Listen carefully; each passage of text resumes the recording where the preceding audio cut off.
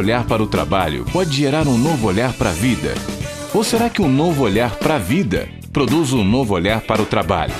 Até que ponto as empresas começam a se preocupar com o lado humano de seus funcionários, incentivando sua criatividade e investindo em atividades que lhes proporcionem mais qualidade de vida? É nesse momento que entra o coach. Para falar mais sobre esse trabalho voltado a gente e gestão, vamos conversar com Homero Reis, Master Coach palestrante, diretor da Homero Reis Consultores. Ele nos recebeu em seu escritório em Brasília, onde conversamos sobre qualidade de vida, gestão de carreira, autoconhecimento, espiritualidade e muito mais. Você nem imagina o quanto esses assuntos podem estar conectados. Aproveite o papo que começa aqui no Encontros e começa com uma pergunta. Afinal, Homero, nos explique o que é o trabalho de um coach. Na verdade, o coach ele foi uma ferramenta nascida no final do século passado com o objetivo de entender por que as pessoas são o que são, ou seja, o que torna as pessoas o que elas são, para, entendendo este processo, ser capaz de intervir ou de interferir nesse mecanismo para poder levar as pessoas a um processo de autossuperação. A pergunta básica que a gente faz nesse contexto é dizer o seguinte: por que você não dá conta de ser o que você gostaria de ser, né? Então a gente começa a entender algumas coisas. Primeiro, que as pessoas se autolimitam muito das impossibilidades que eu construo na minha vida, são impossibilidades autolimitadas, né? Eu acho que eu não dou conta, eu acho que eu não sou capaz de fazer. O problema é que ninguém nasce com estas autolimitações, a não ser as chamadas limitações de caráter biológico, né? Ou seja, aquilo que não está previsto no meu código genético, evidentemente eu não tenho como alterar, né? Então eu tenho 1,82 m e não vou ter 1,90 m. Então esse tipo de limitação é o que a gente chama de limitação biológica. Mas fora disso, o resto é construção psicossocial. Então meteram na minha cabeça de que eu não dou conta, meteram na minha cabeça uma série de medos, meteram uma série de restrições. Não obstante o fato de que essas restrições dão uma certa garantia, uma certa segurança para a gente, elas também acabam estruturando limitações e impossibilidades extremamente malvadas e eu diria nefastas na construção do homem que eu quero ser. Então o coach, ele foi uma ferramenta nascida dos estudos ontológicos, ou seja, a ontologia é a parte da filosofia que estuda o ser e como esse ser se constitui. Então o coach nasceu do estudo desse ser na perspectiva de entender quais são os elementos que te limitam. E entendendo a natureza desses elementos, ser capaz de interferir nele para gerar competências e possibilidades. Então, o coach é isso. Agora me diz uma coisa, isso aumenta à medida que as empresas começam a perceber que seus funcionários não são peças de produção, mas são seres humanos. Existe aí uma preocupação corporativa em relação à humanidade das pessoas, o que acaba inclusive influenciando na produtividade de uma empresa? Na verdade, eu diria que o coach hoje é a mais efetiva ferramenta de restauração do humanismo dentro da nossa sociedade, né? Por quê? Porque a tese que está por trás disso é o seguinte: nós somos seres humanos, nós não somos máquinas. Aliás, já dizia Chaplin, né? Sois homens e não máquinas, né? Então, essa coisa de restaurar a humanidade dentro dos processos corporativos, hoje tem se mostrado como a ferramenta mais efetiva na geração de equipes de alto desempenho, né? Então, o coach, ele não só estabelece essa discussão das limitações do indivíduo, potencializando o indivíduo para atingir grandes objetivos, como ele rediscute a estrutura que eu adotei na minha vida para ser quem eu sou, né? E aí nós trabalhamos com 3 grandes conceitos básicos, é uma tríade, né? Trabalha a sua identidade, portanto a questão é quem é você, trabalha a sua tarefa, o que é que você faz, e trabalha os seus relacionamentos, como é que você estabelece essa relação com outras pessoas. Historicamente falando, as organizações antigas, elas focavam muito na tarefa, né? Então eu vou lhe contratar para fazer um trabalho, eu lhe dou um job description, né? Eu digo lá: olha, Flávio, você tem essa tarefa, você precisa dessas habilidades, você precisa dessas competências. E você, de posse dessas habilidades e dessas competências, você saía fazendo as coisas que você tinha que fazer. O coach amplia essa visão e ele pergunta assim, primeiro, quem é você? Você está fazendo o que você está fazendo porque você quer fazer ou por falta de opção? Segundo, embora você esteja fazendo o que você está fazendo, como é que estão os seus relacionamentos? Né? Porque as minhas relações com as pessoas são relações determinantes de motivação. Né? Eu duvido que você consiga fazer as coisas, criar, desenvolver, se o ambiente está ruim, se os relacionamentos estão ruins, etc. Então, primeiro a tarefa, segundo a identidade, terceiro as relações. Essa tríade, ela fornece todo o material necessário para a gente entrar na vida da pessoa, propondo a ela uma visão um pouco mais humana, um pouco mais leve, um pouco mais efetiva, que traz qualidade de vida, superação e atingimento de objetivos que ela estabelece para si. Né? Isso que eu ia te perguntar, esse resgate de humanidade que você falou agora é algo extremamente individual. Né? Você vai resgatar a humanidade de cada indivíduo. Você não pode fazer isso de uma maneira, de um olhar coletivo, num processo industrial. Né? Como é que você atinge, já que você trabalha com grandes corporações, com grandes empresas, como é que você consegue nesse processo atingir o indivíduo e puxar dele essa humanidade que às vezes vai se perdendo e se diluindo aí ao longo da vida? Eu diria a você o seguinte, existem hoje, o entendimento filosófico que nós temos hoje sobre isso é o seguinte, as sociedades, elas são organismos, né? Tanto do ponto de vista macro quanto do ponto de vista micro, as sociedades são organismos. E como organismos, elas são dinâmicas e têm todas as estruturas corporais, emocionais, linguísticas, comunicatórias, etc.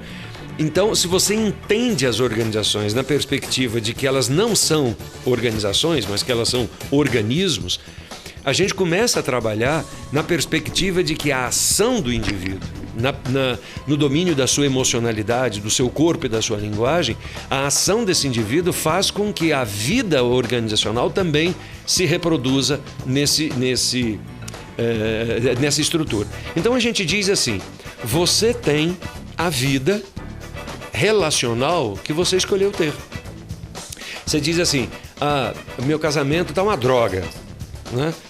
Aí você vem com uma frase que a gente chama de declarações apaziguadoras, né? Meu casamento está uma droga. Mas todo casamento é assim. Meu trabalho é horrível. Mas todo trabalho é assim. E aí o coach começa a separar estas coisas e fazer outras perguntas. A gente diz assim, seu casamento é uma droga? Não é porque todo casamento é uma droga, é porque você não tem feito nada de diferente para que ele seja diferente. Né?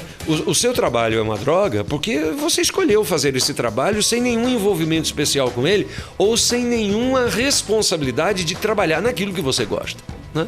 Então, na hora que as pessoas começam a entender que elas têm a vida que escolheram ter, elas começam a perceber que a responsabilidade por gerar qualidade de vida, gerar transformação, gerar prazer e outras coisas, depende da sua escolha.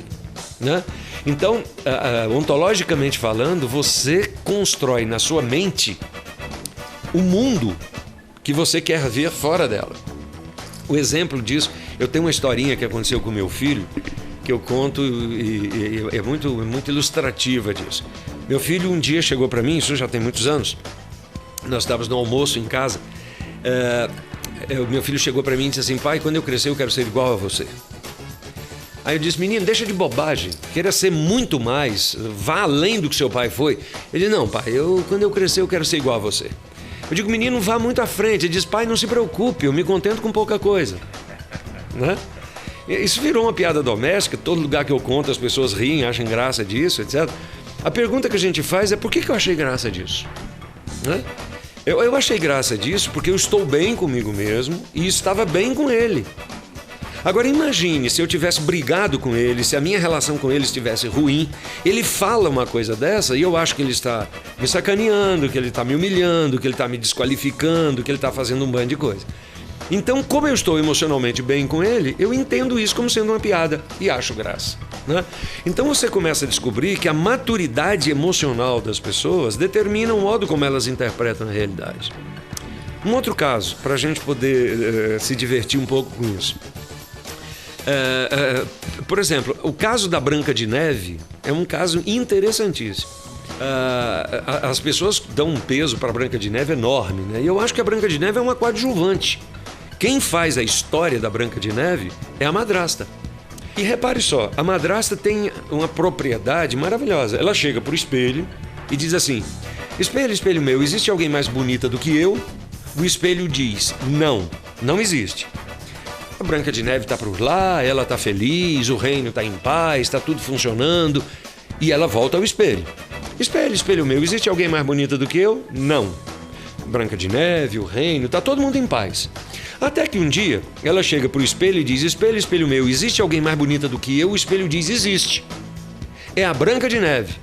Aí ela vira bruxa, quebra o espelho, toca terror no reino, manda matar a Branca de Neve, né? E vira essa loucura toda.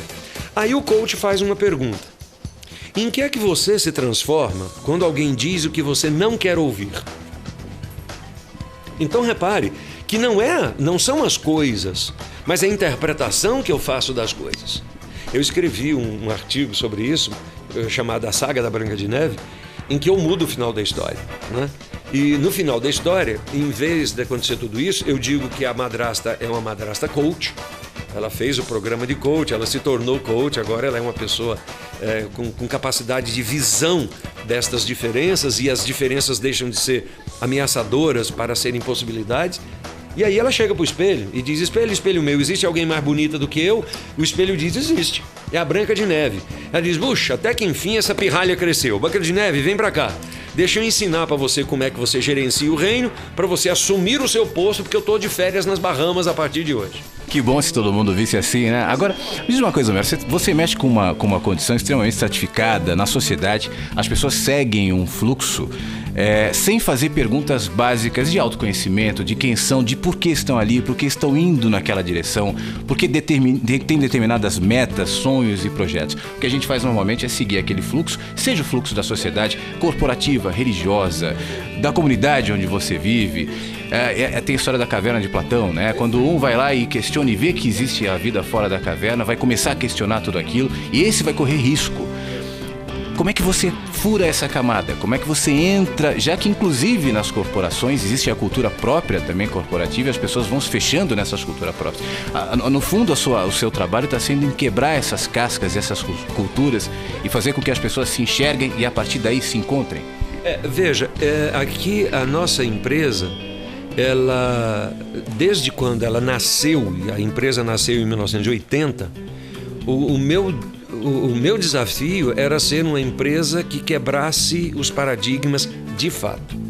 Então a gente vive numa realidade assim: há paradigmas e eu quero quebrá-los, né? A brincadeira está muito nessa coisa. Vamos quebrar os paradigmas. Não vamos falar de quebrar paradigmas, vamos quebrar os paradigmas. Então a questão toda a gente entra numa contracultura. Então, por exemplo, existem organizações que trabalham com a gente que tem um instrumento chamado medida de clima organizacional. Então a gente pega essa medida de clima e pergunta para o gestor assim: por que o clima da sua organização não está de acordo com o que você gostaria, ou que os gestores de uma maneira geral gostariam? Porque tem um problema aqui, um problema aqui, um problema aqui. Então a gente pontua esses problemas, leva isso para um laboratório, organiza esses problemas em termos de uma estrutura de aprendizagem emocional, linguística, corporal, volta na organização e oferece isso para as pessoas. As pessoas aprendem, interagem com essa nova aprendizagem, a gente volta lá e mede e descobre que o clima melhorou, né? Então esse é um processo. O outro processo diz respeito a essa inversão de fluxo. Então, eu diria que o coach, ele vai um pouco na contracultura, né? A pergunta que a gente faz é isso mesmo? É isso que você quer? Não é isso que eu quero. Então, a pergunta agora é: que competências lhe faltam para você fazer o que você quer, né? E aí o que a gente faz é ajudar as pessoas a construir esse mecanismo. Então, do ponto de vista pessoal, quanto do ponto de vista corporativo, quanto do ponto de vista social, existe uma forma de você aprender a ser diferente do que você é. Né? E esse aprender a ser diferente é que constrói o que a gente chama de estruturas ontológicas, né? Que levam a pessoa a construir futuros que não são aqueles que estão no fluxo natural das coisas. Então a gente tem, por exemplo, na empresa, pessoas que fizeram o programa de coach e descobriram que nunca gostaram de ser funcionários públicos. E aí tiveram a coragem de dizer, não, eu vou montar o meu próximo negócio. A gente tem gente que sempre quis ser funcionário público e que nunca teve coragem de ser. E fez o programa, aprendeu, aí se esforçou e se tornou. Então, a ideia não é que o coach seja uma panaceia para todos os males, né? Ou nem uma cura para todas as doenças. Mas ele é uma ferramenta de caráter cognitivo, conversacional, que leva o indivíduo a um entendimento da razão pela qual escolheu as coisas que escolheu. As pessoas têm uma grande tendência a se acomodarem, né? E esse comodismo normalmente aparece através desses comportamentos estratificados na vida, na sociedade, no trabalho, enfim. Furar esse bloqueio é um trabalho que acaba permeando toda a vida da pessoa, todos os relacionamentos, todo o olhar que ela tem em relação ao mundo, em relação a si mesma. Que caminho vocês vão usando para que isso aconteça? A ferramenta básica do coach para ele poder ser capaz de fazer isso é o que a gente chama de caminho conversacional, né? Ou seja, é conversando e entendendo a relação que existe entre o seu falar e fazer. É essa relação que vai dar o que a gente chama de senso de dignidade, né? Então, o que é a dignidade? É a capacidade que eu tenho de ser íntegro entre as coisas que eu desejo, as coisas que eu creio e as coisas que eu faço, né? O que a gente tem descoberto por aí é de que grande parte das nossas relações ela começa a acontecer com uma perda sensível de dignidade. Ou seja, eu não sou íntegro. Eu creio numa coisa, faço outra. Eu falo uma coisa, faço outra. Eu não tenho coragem de assumir o meu erro nessas histórias todas e nem de assumir responsabilidade pelas coisas que eu quero construir na minha vida. Há um tempo atrás eu tive um aluno na universidade que estava fazendo um determinado curso. E você olha para o aluno, e era um curso assim de pouquíssima representatividade em termos sociais, né? E aí eu olhei para aquele aluno e disse, meu Deus, esse cara não tem nem cacuete disso que ele deseja ser. E aí comecei a conversar com ele, disse, me conte uma coisa, por que é que você está fazendo esse curso? Ele diz, porque Deus me chamou para fazer esse curso. Eu digo, poxa, que legal, né? Você tem uma convicção bacana de que Deus lhe chamou para fazer esse curso. Mas como é que você sabe que foi Deus? Ele diz, muito simples. Primeiro eu orei. Segundo, eu fiz vestibular para medicina, não passei. Fiz vestibular para engenharia, não passei. Fiz vestibular para advocacia, não passei. Fiz vestibular para esse curso e passei. Então Deus me quer nesse curso. Aí eu conversei com ele dizendo o seguinte, eu falei, você já pensou que você está transferindo a sua mediocridade para Deus? Você está fazendo Deus assinar embaixo da sua mediocridade. Você não estudou o tanto que precisava, você não se esforçou o tanto que precisava, você foi reprovado nessas disciplinas todas porque não estava habilitado competentemente para ser aprovado e transforma isso numa, abre aspas, vontade de Deus, fecha aspas, né? Outra coisa, o aluno chega para você e diz assim, quando ele tira uma nota 10, né? Ele mostra para você a prova e diz, olha a nota que eu tirei, né? Aí ele tira 2, ele mostra para você e diz, olha a nota que o professor me deu, né? Quando é 10, é ele que tirou. Quando é 2, é o professor que é sacana.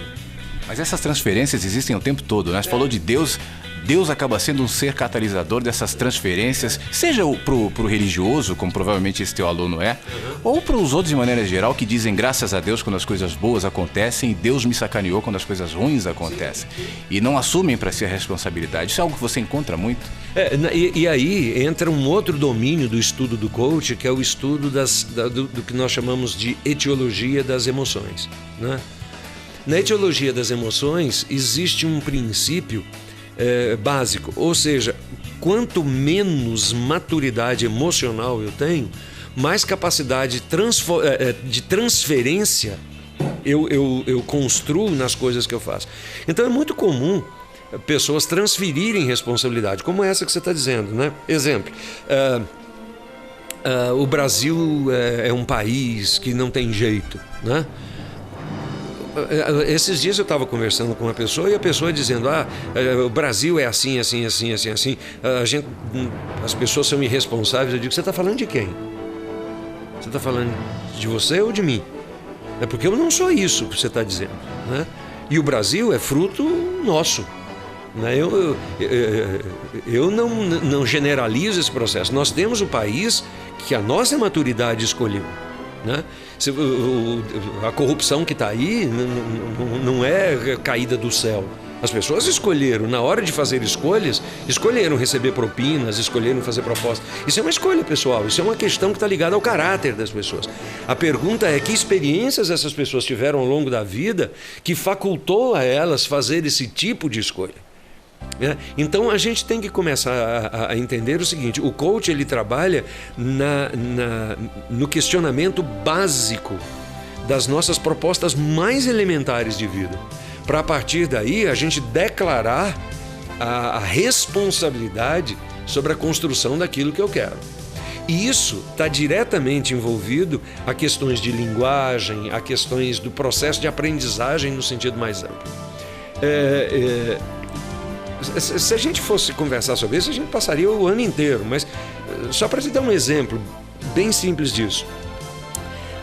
A mãe vira para a filha e diz assim: minha filha, divirta-se, aproveite a vida, curta bastante, tenha uma vida divertida, aproveite a sua juventude, depois você casa. O que eu estou dizendo sobre o casamento? Né? O pai chega para o filho e diz assim, o pai chega em casa e diz: meu Deus do céu, eu não aguento segunda-feira, tenho que voltar ao trabalho. Oh, meu Deus do céu, queria que o mundo terminasse sempre numa sexta-feira para eu ter o final de semana. O que você está dizendo sobre o trabalho? Né? A família se reúne e o pai diz em alto e bom som: eu não gosto de ler, não, essa leitura é um negócio horrível, eu prefiro assistir televisão. E aí o garoto recebe uma bronca na escola porque não leu o dever de casa que tinha que ser feito. O que você está ensinando sobre isso, né? Na universidade, né?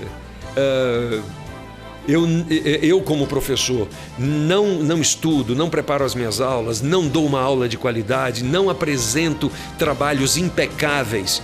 E aí eu quero exigir do meu aluno impecabilidade, leitura, compromisso.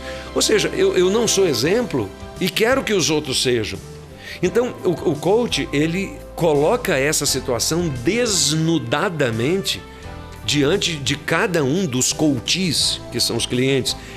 E na hora que você vê a sua vida num tabuleiro, o nosso trabalho não é dizer o que é certo ou o que é errado, mesmo porque essa discussão certo ou errada não pertence às categorias analíticas do coach.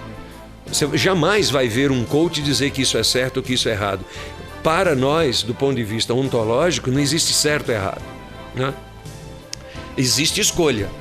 E aí, quando você vê a sua vida colocada dentro de um tabuleiro, você vai olhar para aquilo e você vai dizer se é isso que você quer. De qualquer maneira, você está fazendo uma desconstrução. Esse acúmulo de projeções, esse acúmulo... A gente falou dos políticos, né? De Deus. E isso acontece mesmo entre pessoas, entre familiares, no mundo corporativo, no ambiente corporativo. O chefe, o empresário, ele é a figura catalisadora de um monte de mazelas que nascem ali na cultura mesmo das pessoas, dos funcionários que estão vivenciando aquilo. Então você vai desconstruindo, isso é um processo, né? Que leva um tempo. E como você disse, nós não nos propomos a dizer: olha, ao desconstruir isso, coloque isso no lugar. Esse é o segundo momento que a pessoa vai ter que, a partir daquilo que ela desconstruiu, se enxergou, se encarou, entendeu, seguir adiante. É isso? É exatamente isso. Veja, diante do seu processo de desconstrução, vamos dizer assim, a gente abre a sua caixa de Pandora, né? E você olha ali que males ou que virtudes você quer restaurar, manter, eliminar, etc. Então, na verdade, existem 4 coisas que a gente sempre discute, né? Primeiro, o que você quer eliminar da sua vida? Segundo, o que é que você quer acrescentar à sua vida? Terceiro, o que é que você quer modificar na sua vida? Né? E quarto, o que é que você quer potencializar, manter? Né? Porque às vezes eu não sei. Então, por exemplo, eu quero manter a minha capacidade de expressão, a minha alegria, mas eu quero eliminar a minha irresponsabilidade com as coisas. Né? Eu quero modificar o modo como eu me relaciono com os meus filhos. Então, isso precisa ser mapeado, não mapeado racionalmente, mas mapeado em termos de conhecimento que eu tenho sobre eu mesmo, né? Então o coach trabalha muito nisso, nessa questão da desconstrução para a formação da construção, né? Agora, isso demora um certo tempo. Nós não temos uma varinha de condão, um plim-plim-plim que faça isso, né? O nosso programa, por exemplo, de formação, que acontece 2 vezes por ano, é um programa que a primeira fase são 4 meses e meio, a segunda fase são 4 meses e meio, o que dá um total de 9 meses, e as pessoas perguntam por que 9 meses? Eu digo porque é uma gestação. Nós queremos incubar uma nova pessoa, essa pessoa vai se desenvolver e vai nascer.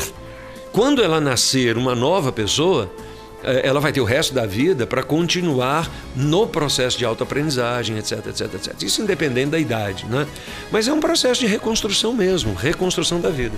A gente tem a mania de departamentalizar tudo. Eu melhoro a minha espiritualidade indo à igreja, eu melhoro a minha cultura estudando, eu melhoro meu dinheiro trabalhando, e a gente vai departamentalizando a vida, né? Isso, se de algum lado facilita a observação das questões diferenciadas da sua vida, por outro acaba te confundindo também na visão do todo, do ser, que acaba influenciando na espiritualidade, no trabalho e assim por diante. Essa é uma visão tua, esse trabalho integral da pessoa para que ela se enxergue, para que isso vaze em tudo que faça, é isso? O princípio do coach, na verdade, do coach ontológico, na verdade, é dizer o seguinte: você é um ser íntegro, pleno, completo e é indissociável. Entende? Então, a forma como você atua com diferentes conteúdos, mas com a mesma metodologia, né? Eu sou o Homero. Eu atuo como Homero, como pai, como esposo, como profissional, mas eu sou o Homero, né? Então, é essa integridade do ser que a gente quer restaurar. Agora, existem algumas compartimentalizações que a gente cria novas nomenclaturas, etc., muito mais por um efeito didático do que por um efeito existencial. Então, veja, a gente entende, por exemplo, que a questão da religiosidade e da espiritualidade são 2 coisas distintas. A religiosidade é um fenômeno sociológico, diz respeito ao modo como você declara um credo e participa desse credo numa determinada estrutura social definida, com valores, mas definida. Isso a gente chama de religiosidade. Espiritualidade é a relação ontológica que os seres têm entre si, que não tem absolutamente nada a ver com as práticas ritualísticas das religiosidades, né? Então, por exemplo, eu posso ser um presbiteriano fervoroso e não ser espiritualista, e não ter espiritualidade. Eu sou uma pessoa extremamente religiosa, mas não tenho espiritualidade. Por outro lado, eu tenho encontrado pelo mundo afora aí que eu tenho visitado, desde tribos absolutamente fora dos contextos urbanos, como o pessoal lá do fim do mundo, lá na Patagônia, etc., como pessoas de tribos amazônicas e como gente do interior do Rio Grande do Sul, etc., nesse Brasil e nesse mundo todo, pessoas que não têm acesso à religiosidade, mas que são donos de uma espiritualidade extremamente positiva, né? Pessoas que estão conectadas consigo, com o mundo, com o outro, com o cosmos, etc. E nessa integração você descobre uma sabedoria que está muito além desses códigos sistemáticos que presumem a verdade absoluta, né? Ou seja, aquela verdade que o sujeito diz: se você não pensa desse jeito, Você está no inferno, você está pecando, você está... Eu confesso a você que eu já tive andando por estes caminhos e hoje eu tenho uma dificuldade enorme de entender isso, né?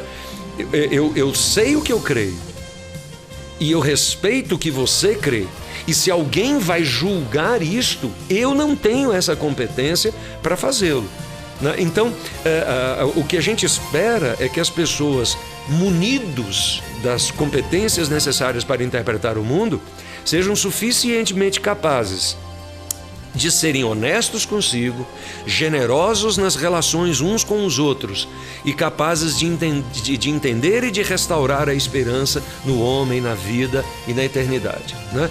É esse o grande desafio nosso. E aí você volta para a história da rainha, da Branca de Neve, que quando está tranquila, quando está pacificada, ela que passou pelo processo de coaching no teu artigo, acabou não se esquentando, não se preocupando com a história da Branca de Neve ser chamada pelo espelho de mais bonita do que ela. Quando a gente está em paz conosco, com a vida, com o mundo, a nossa espiritualidade acaba sendo até fruto ou reflexo disso.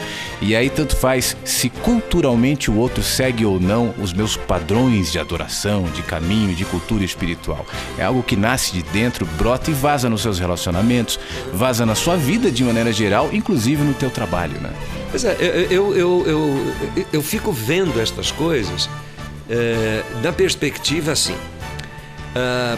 Às vezes as pessoas dizem assim, existem coisas absolutamente certas e absolutamente erradas com as quais eu bato meu martelo e é por aí. Você começa a perceber que as coisas não são tão boas assim, né? Então a gente pergunta assim, quando você fala de alguma coisa ruim, a pergunta é ruim do ponto de vista de quem? Né? É ruim do ponto de vista de quem? Você vai dizer assim, olha, se você muda o personagem, o fato é o mesmo, mas a interpretação do fato faz sentido. Veja, sem querer polemizar, no dia 11 de setembro de 2001, o que aconteceu? 2 aviões chocaram com as Torres Gêmeas no World Trade Center. Se você perguntar o que foi isso para os adeptos do Bush, você tem um discurso. Se você pergunta isso para os adeptos do Bin Laden, você tem um outro discurso. A pergunta é qual desses discursos é verdadeiro e qual desses discursos é falso. Você vai descobrir que a verdade ou a falsidade nesses discursos estão ligados à sua cosmovisão. A cosmovisão do Bin Laden vai dizer assim, fomos bem-sucedidos e agora eu sou um herói. Porque eu ataquei aqueles que nos prejudicam, que nos levam. Se você olha isso pelo ponto de vista da cosmovisão ocidental, americana, judaico-cristã, etc., você vai descobrir que os caras vão dizer o seguinte, não, foi um ataque terrorista e temos que abrir guerra ao terror. Eu não sei o que está certo ou o que está errado. Mas eu me reservo ao direito de escolher o que eu quero crer. Ok? Então eu não vou crer de que houve um ataque terrorista simplesmente porque a mídia disse que eu devo crer nisso. E nem devo crer no Bin Laden porque ele acha que está combatendo o grande vilão da história da humanidade. Eu quero ter o direito de analisar essas situações e escolher a minha crença. Agora, a partir do momento que eu escolho a minha crença, eu quero ser capaz de morrer por ela.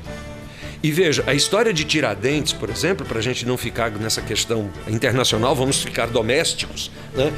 A história de Tiradentes é uma história interessante. Para ele, para nós, ele é um herói nacional, né? Ele é um herói nacional. E para Portugal? Para Portugal ele foi um traidor, né? Ele foi um traidor. Agora, por outro lado, lá em Portugal, o Tiradentes é um traidor. Então a pergunta é, o que eu escolho crer? Pela minha cosmovisão, eu defendo o Tiradentes sob qualquer sentido, né? E agora sim, vamos criar uma polêmica. Eu tenho a impressão que vai ser bom conversar mais sobre isso. O caso de Jesus. As pessoas no Ocidente têm a sensação de que Jesus é uma unanimidade. E não é. Eu creio, você crê, nós cremos, estamos aqui num canal evangélico, etc. Todos nós cremos nesse processo e não estou discutindo isso. Eu estou dizendo que esta crença não é uma unanimidade. Tem gente que acha que Jesus foi um megalomaníaco, que foi e quando ele morreu, de fato, existia um grupo aí de 3 ou 4, né, que entendiam que ele, mas a grande maioria dizendo, esse cara é um louco, bicho. A unanimidade faria mal à fé, assim como faz mal a qualquer tipo de pensamento ou de ideia, né? A unanimidade é burra. Pois é. E o Nelson Rodrigues, né? Pois é. Então que assim seja e que cada um se descubra, se entenda. A gente está chegando ao final, o Daniel já me avisou que a fita está quase terminando aqui do programa. Esse papo se estenderia com todo prazer, e eu sei que vai se estender, porque em breve você vai estar com a gente na VMVTV, eu sei que você vai ter o teu programa, e todos nós vamos ter o privilégio de conhecer mais o Homero, de saber mais sobre o trabalho de coach dele e a visão de vida, de mundo, de pessoas que você tem, que realmente é muito legal. Eu quero te agradecer, muito obrigado por ter nos recebido aqui, muito obrigado pelo papo, e espero que a gente tenha outras oportunidades de estender isso por muito tempo.